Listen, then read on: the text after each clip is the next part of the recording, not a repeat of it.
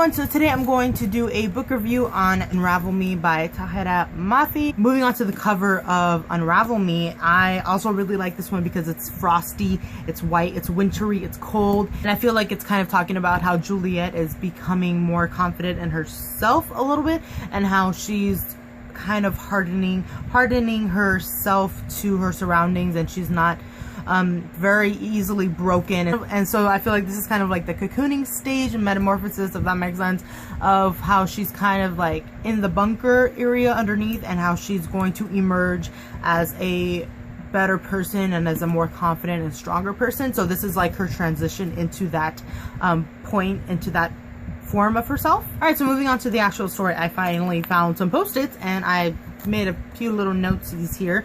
So the first one is chapter 20, and it is when Juliette and Kenji and everybody are outside finally, and Juliette runs into Warner, and at this point I was like, oh, it's going down. Like, this is when he captures her, this is when like she's gonna actually fall in love with him, and this is when everything's gonna happen. But then it didn't, and I was like, huh. I have to say, there were a bunch of times when I was reading this book where I literally had to close it, and there was one point that I'll talk about a little bit later where I like threw the book over there because I was so dumbfounded by like the thing that happened in the future, and I'll talk about it in a minute.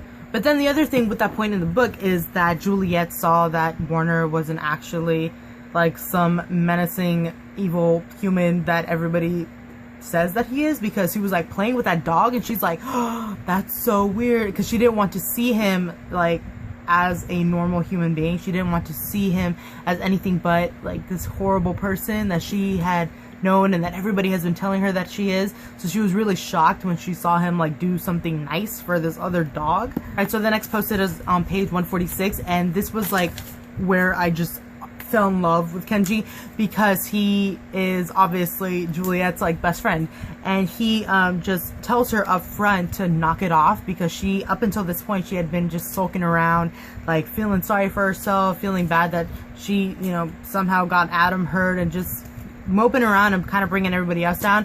So he's just like, all you do is sit around and think about your feelings. You've got problems. Boo friggin' who. Your parents hate you and it's so hard, but you have to wear gloves for the rest of your life because you kill people when you touch them.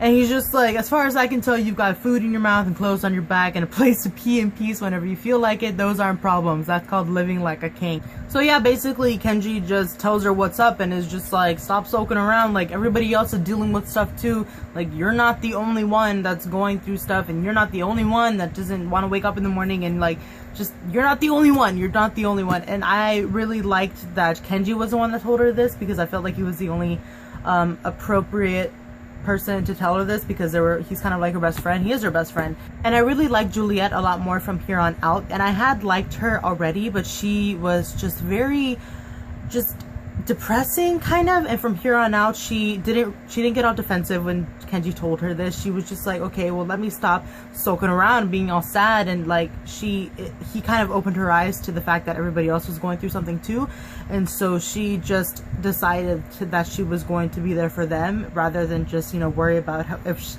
worry about herself. Really, I just really fell in love with Shatter Me's writing. I loved how she wrote things, and I really liked how, not only how she wrote obviously, but how she like put the words on the page. Not only the part where she crossed out some of the things that Juliette was saying, but just in like the juxtaposition of some of the paragraphs, and how she wrote things like how she would write one word on each line, so it would kind of like go down. There's another like couple of paragraphs that I really liked also on page 155, and it's when Juliette is talking about glue. Chapter 23, she says, sometimes I wonder about glue. No one ever stops to ask how glue is holding up, if it's tired of sticking things together, or worried about falling apart, or wondering how it will pay its bills next week.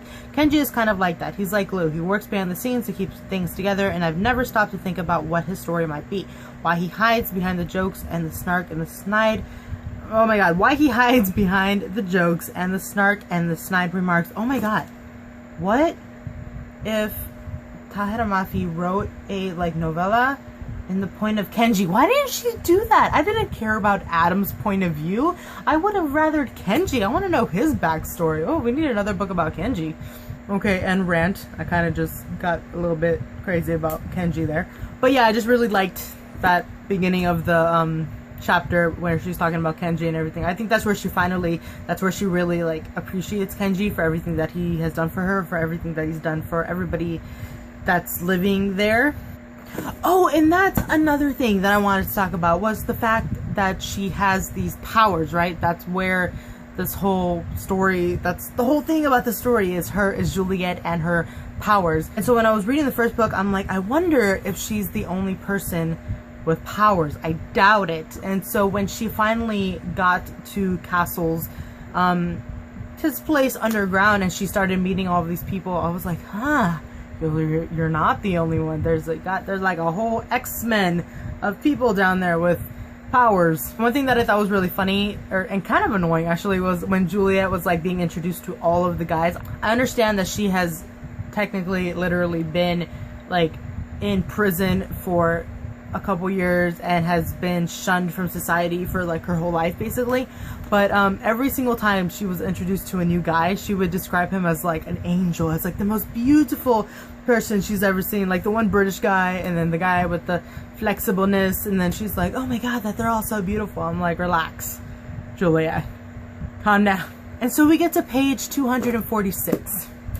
This was the page where I was officially just in love with this story, and where I just was like sucked in completely, and I think I finished the rest of the book like the following day in one sitting, because it was just like and at this point we're in the middle of the story. We're like right there, and it's the part where we finally first meet Anderson, Warner's father.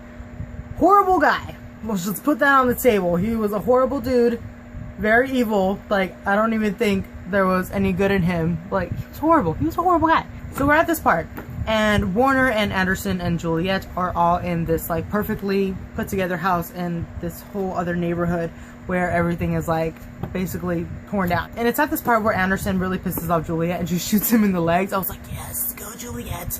And then Kenji and Adam have to run in and get her, because she's like gonna Hulk smash everything with her abilities. But Adam goes in to get Juliette, and he sees Anderson on the floor, and he's like, my father, this man is my father. I literally closed the book when I read that part. I was just like, what? So this means that Warner and Adam are brothers, and James is Warner's brother as well. And then a little bit of time goes on, a few pages pass, and then Adam and Kenji are talking, and Kenji's like asking questions, and this is another part where I just fell in love with Kenji, because he's amazing. I love him. And Adam is telling Kenji about like his mom and dad and how he left, and the whole, you know, thing with his family. And then Kenji's like, but I mean, why even have a love affair? I never understood that kind of crap. If you're not happy, just leave. Don't cheat. I was just like, Kenji, you're just my man, Kenji. I've always thought that too. Like, I could never understand the concept of cheating. Like, why would you do that to yourself and to the other person? And it's just, I hate it. I don't like. Ew. And then we get to the part where later on where Juliette and Warner are finally together, and Warner is living with all of the people like kind of as the prisoner, and so him and Juliette are getting to know each other a little bit more, and she's starting to see that he's not so bad after all, and that he's actually like a decent human being who's very intelligent and smart and whatnot. And then so Castle's like, Juliette, I have a question to ask you. Would you mind going to talk to Warner? Because he seems to obviously be obsessed with you, and we need some information. So she's like, fine. And so she goes.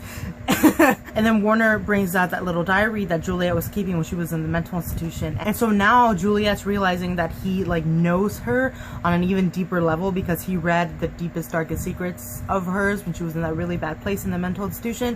And he just has a better understanding of her and her thoughts and how, you know, she deals with everything. And so Juliette's like really afraid of the fact that she's starting to like him because he understands her better, because already up until this point Adam and her were having difficulties, and Adam just wanted to like keep her coddled, and he was smothering her, and he was just like, no, you need to be protected, and you need to be like my little pets that I need to protect and keep in this little box that I have created for you. And she is just And at this point, Juliette is just gaining confidence and she's getting stronger and she's learning more about herself. And so she doesn't like that. She doesn't like being all smothered by Adam. So she's like going away from him, and she's kind of going towards Warner, this person who is challenging her and who knows how strong she is and who knows that she is just very resilient to her surroundings, because he was so surprised that she like kept her sanity after everything that she's been through and that she's still like a good person. And then so we finally learn how in the previous book we found out that Adam can touch Juliette, and that is because Adam has the ability to like turn off people's powers. And I totally thought of Jasper when I was reading that. So we finally learn what Adam's ability is, and since we know him and Warner are brothers, I was curious. I'm like, well, what's Warner's gift? Because he can touch Juliette too. So what can he do? And he basically does the opposite of what Adam can do. Adam like can turn people's powers off. And that was really funny when Juliette and him were arguing, and she's like, yeah, and something about how you turned me off. I was like, oh, that's some shade right there. So then later on we learned what Warner's power is and how he can like absorb people's powers, and he can use other people's powers as his own. So like he can touch Juliette because he can take her powers and touch somebody else and do what Juliette does. And then he can also have like super strength that Juliette has. I think I like Juliette's powers the best, especially after she found out that she can control them, because she was just like super strong and super athletic and super like, if you touch her she can kill you and she can hurt you. And I just thought that was really cool, and I probably sound really dark for saying that, but yeah, we learned that after Adam and Warner are kind of getting in that fight and Kenji has to intervene, and Juliette is also there. She touches him, or she thinks that she touches him on accident. Then Kenji like falls to the floor and they have to take him to the hospital. And I was just like, oh, Kenji, no, because he was my favorite character up until this point. I was like, really? You are not about to kill my favorite character that far until the end of the book? I'm like, nope, don't do it. Alright, so a quick side note, there's this part on page 169, where Kenji and Juliette are talking, and he's talking to her about how she needs to get the mental blocks out of her head so that she can better embrace like her powers and be stronger and whatever. And she's like, I don't have mental blocks. And he's like, yeah, you do. You definitely do. You have severe mental constipation.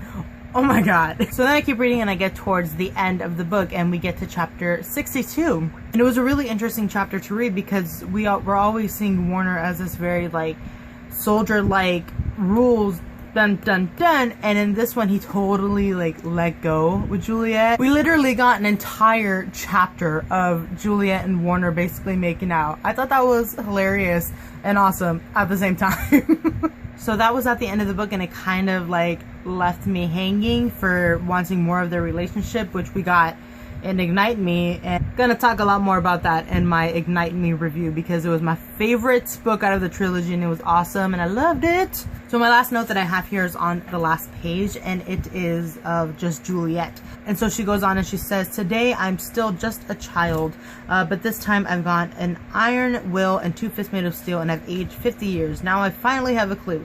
I finally figured out that I'm strong enough and that maybe I'm a touch brave enough that maybe this time I can do what I was meant to do. This time I am a force, a deviation of human nature.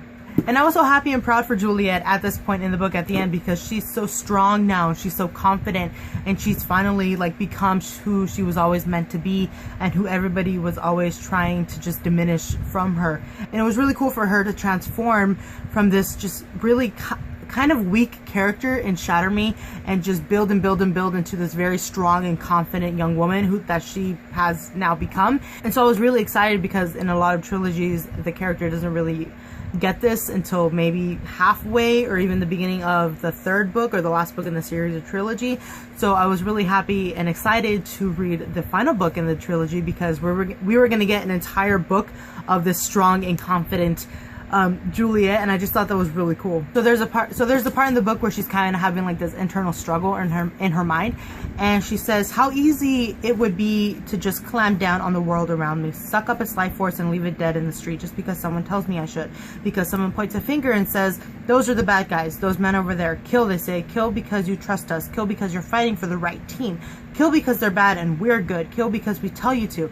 Because some people are so stupid that they actually think they are thick neon lines separating good and evil. That it's easy to make that kind of distinction and go to sleep at night with a clear conscience, because it's okay. It's okay to kill a man if someone else deems him unfit. And I really liked that paragraph in the book because it's made me think of like history and just like the Holocaust and just genocide and period and all of these really bad dictators, and where one person or a group of people or an establishment, the Nazis, they just decided that a group of people didn't deserve to live, and they dehumanized them to the point where it was okay to kill them. And obviously that's not okay, and I really liked that she was struggling with that, because that's something that needs to keep you human. And I really like Juliette for this because she had a really strong moral compass. She wasn't just going to kill somebody because somebody else told her that they were a bad person. She wasn't going to hurt people just because one group of people said that they were bad. Like, she thought that Warner was this horrible person and this, you know, just murderer, and he had a reason for everything that he did. He didn't, if anything, Warner had like the biggest heart out of everybody in this story. And then further down the page a little bit, there's another paragraph where she says, because there are times when the anger bleeds away until it's nothing but a raw ache in the pit of my stomach, and I see the world and wonder about its people and what it's become, and I think about hope and maybe and possibly and possibility and potential. I think about the glasses half full and glasses to see the world clearly. I think about sacrifice and compromise. I think about what will happen if no one fights back. I think about a world where no one stands up to injustice. And I just think that's a very big thing, like, that's even happening right now. Like, injustice has always been there, and it's really unfair, and there's always that group of people who are basically holding the scales of justice, and they say whether something is justified and something is not, and it's not always fair and it's not always right. So basically, I really like this book. I gave it like a 4.5 out of 5 stars. 4.5 out of 5 just because the beginning was a little bit boring. The whole part where Juliette was sulking and everything until Kenji basically told her to snap out of it. So that part was kind of boring, but everything past that was awesome and I loved it. I think that is all I have to say about that for now. I'll probably think of something later because that always happens. But if you would like to comment something down below, I would love to have like a little discussion. So thank you all so much for watching, and I will see you in my next video. Bye.